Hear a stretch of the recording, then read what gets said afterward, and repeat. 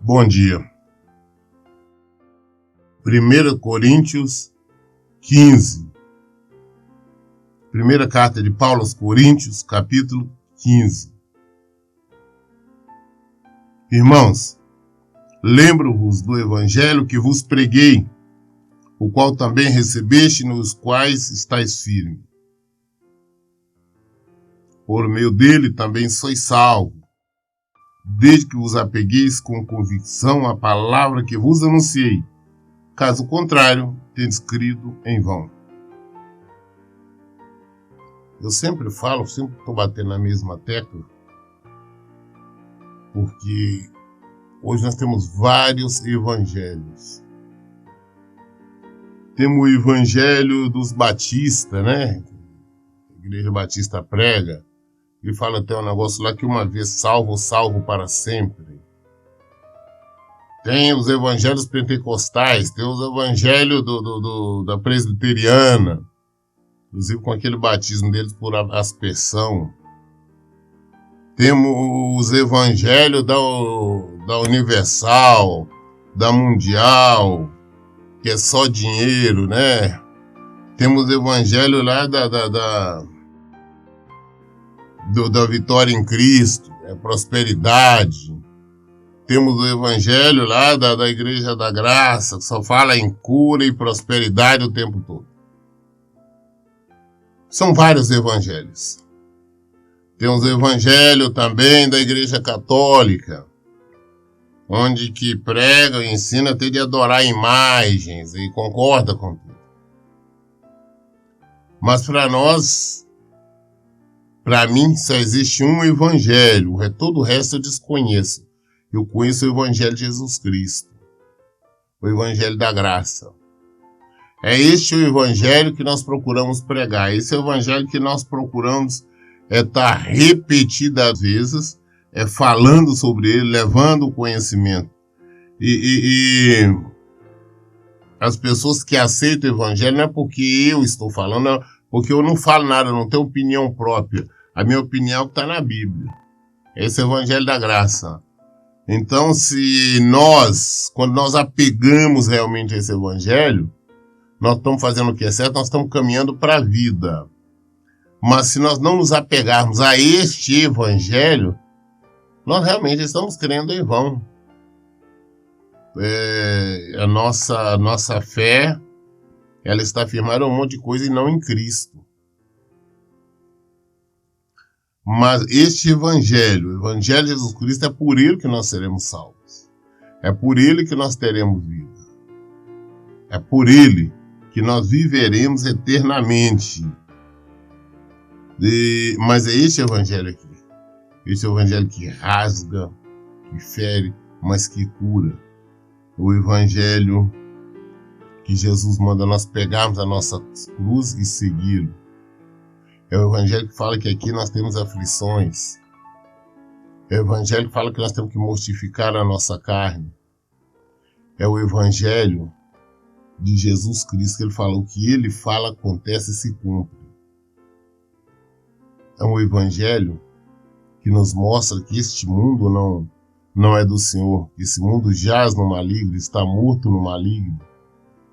Esse evangelho que mostra que aqui não é o nosso lugar, que aqui é um lugar só de passagem, que aqui é um lugar de nossa peregrinação, que nós estamos peregrinando em direção ao reino de Deus.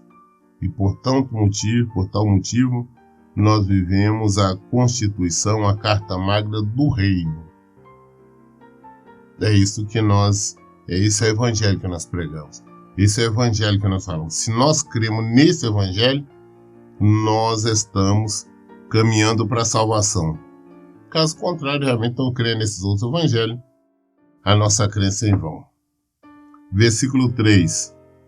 Porquanto que primeiramente vos transmiti, foi o que também recebi, que Cristo morreu pelos nossos pecados segundo as Escrituras. Foi sepultado e ressuscitou o terceiro dia conforme as Escrituras. e apareceu a Pedro e depois aos 12.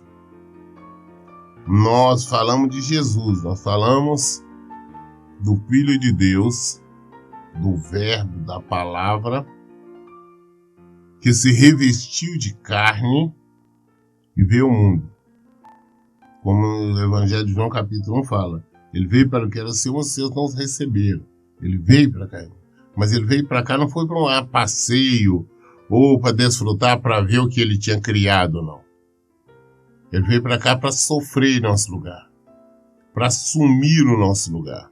Ele veio para assumir as nossas culpas. Nós estávamos cheios de pecado, nós estávamos com essa enfermidade que não tinha cura, a cura só veio através dele. Ele veio foi por esse motivo. Ele veio para ser humilhado, espancado, ser motivo de piada, ser crucificado e morrer na cruz. Ele morreu na cruz. Só que Jesus não morreu na cruz para que eu tivesse um carro novo, para que eu tivesse uma casa ou uma roupa nova. Jesus não morreu na cruz para que eu fosse feliz aqui, desfrutasse de felicidades aqui. E Jesus não morreu, não foi por nada disso, para que eu fosse próspero, ou que eu fizesse isso ou aquilo e vivesse eterna alegria. Ele morreu para que me desse salvação, para que eu pudesse alcançar a salvação, para que ele veio abrir a porta para nós. Ele veio, ele morreu ali na cruz. Depois que ele morreu, o seu corpo foi tirado, foi depois que comprovada a morte dele na cruz, quando o soldado veio ao seu lado ali, e enfiou a lança ali, para comprovar a morte dele. Ele foi tirado da cruz e foi colocado num sepulcro, numa sepultura onde ficou 3 dias. Tá? E durante esses 3 dias que Jesus estava ali no sepulcro, aquele sepulcro estava sendo vigiado constantemente por guardas. Os guardas, a mano de Pilatos, que eles e os sacerdotes exigiram, estavam vigiando ali para que ninguém se aproximasse ou tentasse tocar no corpo de Jesus. 3 dias ali, e foi cerrado a porta do sepulcro com uma pedra enorme, colocado selo e tudo mais. Durante 3 dias ele esteve ali, mas depois de 3 dias, Jesus ressuscitou. Nós não estamos falando de nada abstrato, não. Nós estamos falando de uma lenda, não. Nós estamos falando de algo comprovado. É história, é comprovado. Isso todos sabem os crentes, os não crentes, os ateus, todo mundo sabe. É fato. Está na história de maneira clara. E foram várias as testemunhas que comprovaram isso. Comprovado, viram. Jesus, então, depois de 3 dias, ele ressuscitou. Depois de ressurreto. Igual Paulo fala aqui no versículo 4. Ele foi sepultado, ressuscitou o 3º dia, conforme as Escrituras. Porque nós temos que falar conforme as Escrituras. Nós temos que falar conforme a Bíblia, conforme a Palavra de Deus. E depois disso, ele apareceu a Pedro e depois aos 12. Jesus apareceu a Pedro, apareceu aos 12. Jesus, num espaço de 40 dias, ele apareceu 13 vezes. Nessas vezes que ele apareceu, ele comeu com as pessoas, com os discípulos. Por que ele queria comer com os discípulos? Exatamente para provar que não era um fantasma. Fantasma não come, não tem nada disso. Ele comeu pão, peixe, mel, né? Ele comia, mas da mesma forma, ele estava mostrando, estava num corpo glorificado. E ele chegou certa feita e falou, olha, porque estavam duvidando, Tomé duvidando, ele falou, escuta, toca aqui nas minhas mãos, aqui onde estava ferida ali dos pregos. Falou, toca aqui, para você ter certeza que sou eu. Ele falou, não vou tocar. Ele falou, agora só porque viste, creste? Né? Felizado aquele que não viste e crê. Então, apesar de estar no corpo glorificado, apesar dele ter a facilidade de passar, aparecer em ambientes fechados, como ele apareceu, mas podia tocar nele, que era como um sólido. Então esse é um corpo glorificado, é algo que não tem como nós explicar, como a ciência explicar. Só Deus. Esse é o nosso Jesus que está vivo para sempre. E ele está com esse corpo glorificado, e nós, todos aqueles que viveram a palavra, praticaram a palavra de Deus, forem dignos de entrar no reino, também terão um corpo glorificado, um corpo semelhante ao dele. Então ele apareceu, ele conversou com os 12, conversou com Pedro, ele deu mandamentos, ele deu ordenanças. Falou, olha, vocês têm que pregar o evangelho, tem que fazer isso, né? Depois disso, versículo 6, ele apareceu. Versículo 6. Depois disso apareceu a mais de 500 irmãos de uma vez, a maioria dos quais ainda vivem, embora alguns já tenham adormecido. Nessa época, quando Paulo escreveu essa carta, já tinha algum destes 500, alguns tinham morrido, mas a maioria estavam vivos, tá? Ele, de uma só vez, Jesus apareceu para mais de 500 pessoas para testemunhar, para ver que ele, Jesus Cristo, o Filho de Deus, estava vivo. Não é somente uma lenda qualquer que se conta a respeito de Jesus, não é fato e é comprovado. Esse é o Jesus que veio e nos deixou ensinamento, nos deixou ordenança e mostrou como nós devemos agir, como nós devemos proceder, como nós devemos viver para segui-lo. Então, mais de 500 pessoas de uma só vez. Versículo 7. Mais tarde apareceu a Tiago e a todos os apóstolos. Mais tarde, Jesus apareceu a Tiago. O Tiago se fala aqui, é o Tiago, meio-irmão dele, ou seja, filho de Maria. É o Tiago, inclusive, que tem um livro na Bíblia, o livro de Tiago. Esse Tiago só veio se converter após a ressurreição de Jesus, depois que Jesus apareceu para ele, tá? Depois que ele viu que Jesus morreu, Jesus ressuscitou e conversou com ele, foi depois disso que ele veio se converter. Então Jesus apareceu com a função também de convertê-lo, de trazê-lo para si. E ele foi. E novamente apareceu para todos os apóstolos. Ou seja, testemunhas é o que não falta, que comprovaram que Jesus está vivo, que Jesus viveu, que Jesus ressuscitou. Ele fez questão de mostrar, de apresentar exatamente isso. Ou seja, no espaço de 40 dias, ele apareceu para todo mundo. Mas depois disso, versículo 8, apareceu igualmente a mim, como a um que nasceu fora do tempo. E por último, o último a quem Jesus apareceu foi Paulo. O último que viu Jesus foi Paulo. E nós sabemos quando Paulo viu, foi quando ele estava ali a caminho de Damasco, quando Jesus o convocou. Paulo era conhecido como Saulo de Tarso. Ele era um fariseu perseguidor da igreja. Jesus chegou, o chamou e o convocou, e a convocação de Jesus com ele foi da seguinte forma: você vai ver quanto é bom sofrer por causa do meu nome. Jesus não falou, não, vem para cá que eu vou lhe dar riqueza, fortuna, vou dar casa, vou dar luxo, não. Falou, não, vem que eu vou lhe mostrar como é bom sofrer pelo meu nome. E Saulo de Tarso aceitou a convocação, foi e virou um dos maiores pregadores do Novo Testamento. E mais, por ser exatamente o último que Jesus apareceu para ele, ele é o último apóstolo. Depois dele não tem nenhum apóstolo. Estes hoje, que se auto-intitulam apóstolo, estão falando bobagem, estão se enganando e enganando a muitos. Que não existe mais apóstolo. Apóstolos foram aqueles que viram Jesus. E hoje tem muita gente aí que se auto-intitula, não é apóstolo daqui, apóstolo dali. Não. Não existe mais apóstolos. Paulo foi o último com quem Jesus apareceu, o convocou, o chamou exatamente para ser apóstolo. O chamou exatamente para estar levando a mensagem da cruz, levando o evangelho de Jesus Cristo. Você vê que Paulo mesmo fala no versículo: depois de todos apareceu igualmente a mim, como a um que nasceu fora do tempo. Pois sou o menor dos apóstolos, nem mereço ser chamado apóstolo, porquanto persegui a igreja de Deus.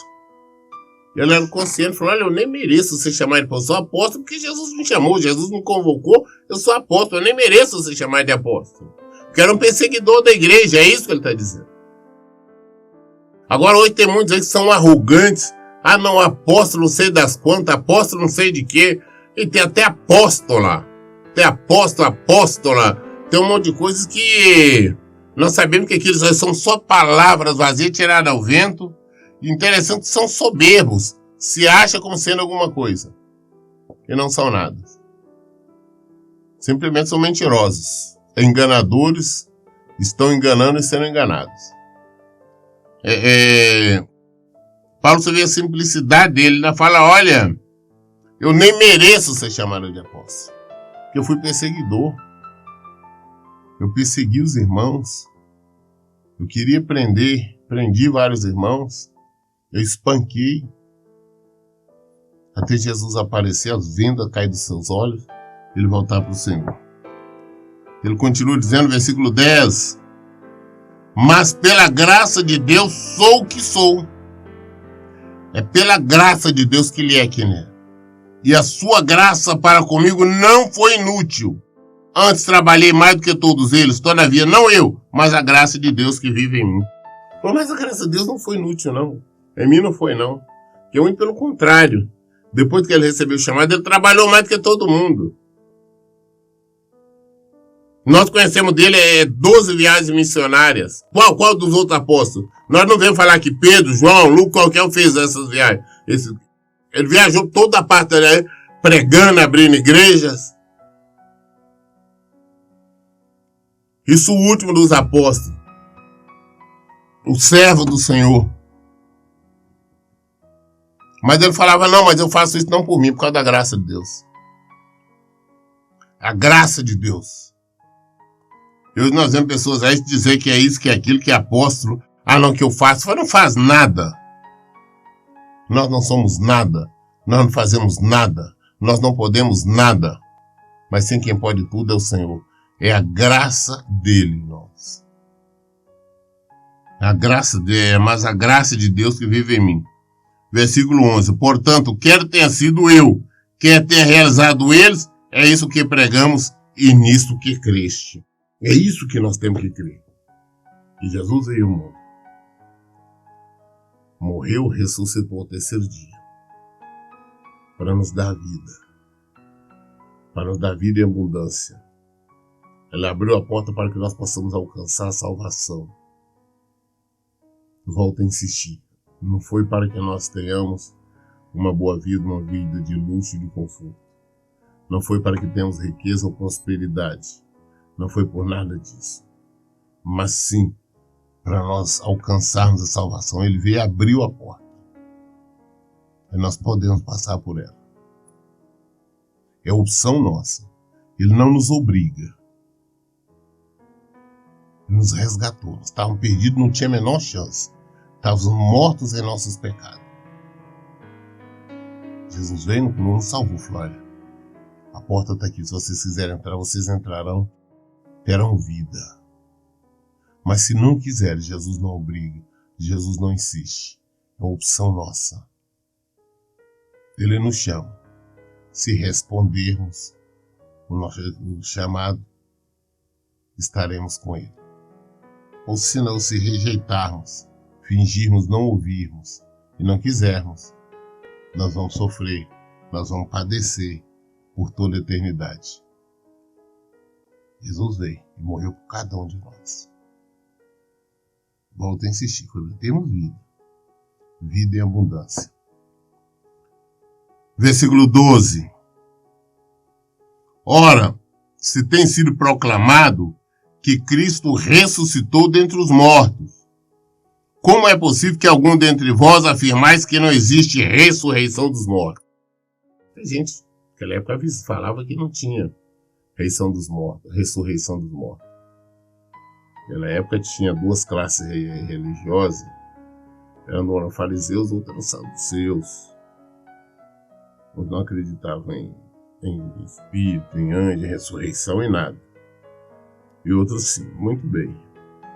Hoje também no meio do que se dizem cristãos, quando nós começamos a conversar, já tive essa oportunidade de fazer, perguntar a algumas pessoas e de ser fervorosos na fé, sobre a ressurreição, se realmente acreditam mesmo que Jesus ressuscitou e tudo mais. Então eu falo, não, prefiro não falar, eu tenho dúvidas.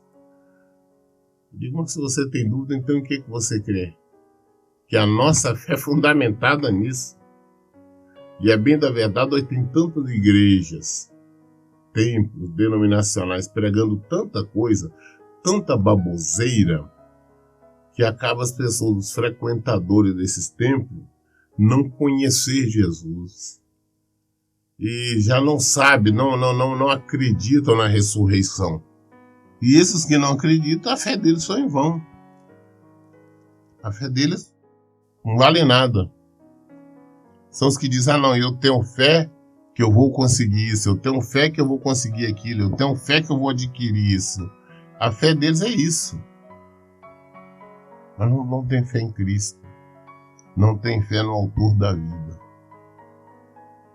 Eles não acreditam na ressurreição. Tem muitos que falam em ressurreição da boca para fora, mas quando interrogado, eles negam.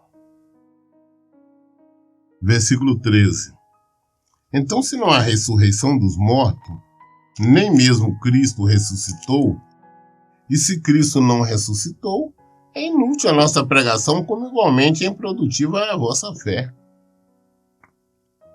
Se Cristo não ressuscitou, o que nós estamos fazendo? Nós estamos perdendo tempo. Estou perdendo tempo pregando um evangelho que não é verdadeiro, é um evangelho que é mentiroso. Se é que Cristo não ressuscitou. E se Cristo não ressuscitou, a nossa fé não vale nada. Nós estamos crendo que em coisas perecíveis, coisas que ele pode fazer perecíveis. Mas mesmo assim, não. Se ele não ressuscitou, ele também não tem poder para fazer nada. Se ele não ressuscitou, nós continuamos mortos em nossos pecados. O pecado está sobre nós. Não nos libertamos ainda do pecado. Então, estamos fadados ao sofrimento, desonra e morte eterna. Essa que é a realidade. Mas nós sabemos que Jesus está vivo. Versículo 15. Pior que isso, seremos considerados falsos testemunhas de Deus, porque contra ele testemunhamos que ressuscitou a Cristo dentre os mortos. Todavia, se é verdade que os mortos não ressuscitam, então ele também não ressuscitou a Cristo. Se nós não cremos na nossa ressurreição, eu não acredito que como é que esse negócio vai morrer, nós vamos ressuscitar. Se você não acredita na nossa ressurreição, também não acredita que Jesus ressuscitou. Se Jesus não ressuscitou, nossa pregação é mentirosa, nosso ensino é mentiroso. Nós estamos falando contra Deus. Estamos falando contra o próprio Deus. Porque ele que ressuscitou o filho dele. Então, não. Nós somos simplesmente hipócritas. Versículo 16. Porquanto se os mortos não ressuscitam, nem o próprio Cristo foi ressuscitado. E se Cristo não ressuscitou, a vossa fé para nada serve, e continuais a viver em vossos pecados. Sendo assim, também os que dormem em Cristo estão perdidos. Ora, se a nossa esperança em Cristo se restringe apenas a esta vida, somos os mais miseráveis de todos os seres humanos. Se a nossa esperança é só aqui nessa vida, só tem alguma coisa aqui, se a nossa esperança é não ser feliz, reinar, dominar aqui, se a nossa esperança é sermos prósperos aqui, então somos miseráveis mesmo. Essa que é a questão. Se nós não acreditamos na nossa ressurreição, também não acreditamos na ressurreição de Cristo.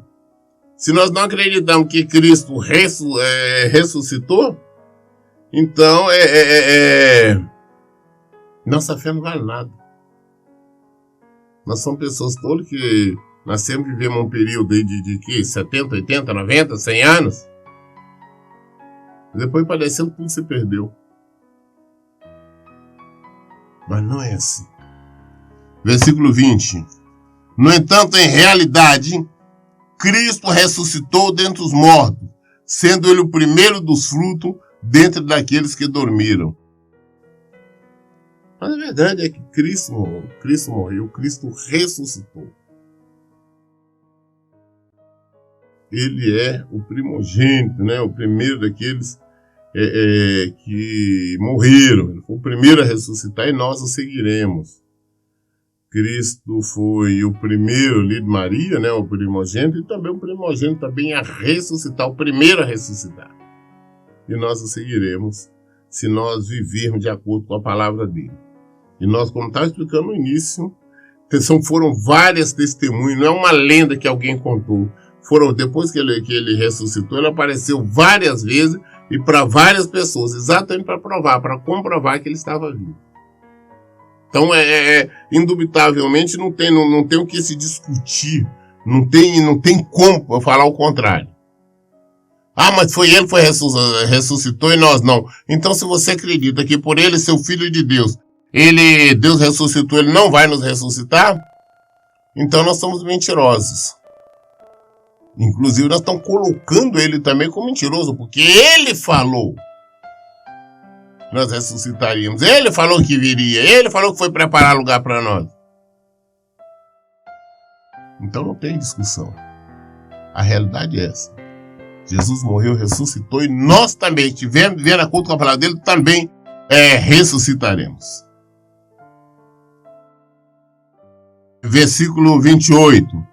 Todavia, quando tudo lhe estiver sujeito, então próprio Filho se submeterá àquele que todas as coisas ele colocou aos pés, a fim de que Deus seja absolutamente tudo em todos. Se não há ressurreição, que farão aqueles que batizam pelos mortos? Se de maneira alguma os mortos não ressuscitam, por qual razão então se batizam em benefício deles? De igual modo, nós mesmos, porque estamos nos expondo a perigos o tempo todo. Todos os dias enfrento a morte e afirmo isso. Irmãos, porquanto sois meu orgulho em Cristo Jesus nosso Senhor.